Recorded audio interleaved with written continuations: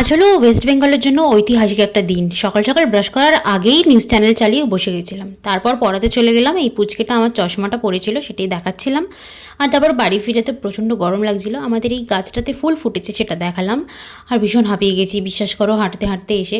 তারপর এখানে খেতে বসেও আমি কিন্তু নিউজটাই দেখছিলাম। সারা দিন আজকে মোস্টলি নিউজই চলেছে।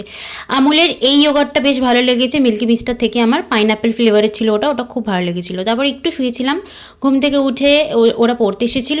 আর ওদেরকে পড়তে বসিয়ে রেখে আজকে দুজন যেহেতু এসেছিলো, তাই আমি না রাতের ডিনারটা একটু করে রেখেই গেছিলাম। এটা হচ্ছে চিকেনের কোফতা বানিয়েছিলাম আমি, একটু আলু দিয়েছিলাম। জানি আলু দেয় না, বাট আমি দিয়েছিলাম যাতে মা একটু খেতে পারে, কারণ আমার মা চিকেন খায় না।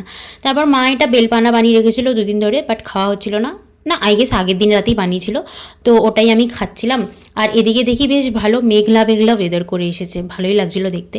তারপর পড়াতে গেছিলাম। এটা হচ্ছে last tuition of the day থাকে আমার। রাত 9টা নাগাদ ওকে পড়াতে চাই, তো বাইরেই দাঁড়িয়েছিল, ওকে নিয়ে তাই ঘরে ঢুকছিলাম। শুনলে পুচকেটার কথা? আমরা কোথায় আছি বল? কোথায় যাচ্ছি? জেসে হাতটা ধরো, দাঁড়াও, হাতটা ধরবে। রাতে বাড়ি ফিরে ডিনারটা করে নিয়ে আমাদের মিনিটাকেও খেতে দিলাম। ওর বাচ্চাটাকে তো দিই, ও তো কিছু খায় না, তাই আমাদের ধানিও খাচ্ছিল, ও খাচ্ছিল। আর এইদিকে তো আজকে সারা দিন নিউজ চ্যানেলটা চলেছে, মানে সারাক্ষণ ধরেই চলেছে।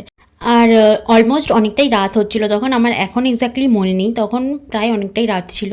তো এবারে আমি স্কিন কেয়ারটা করবো আর তারপরে শুয়ে পড়বো। And that's it for today. By.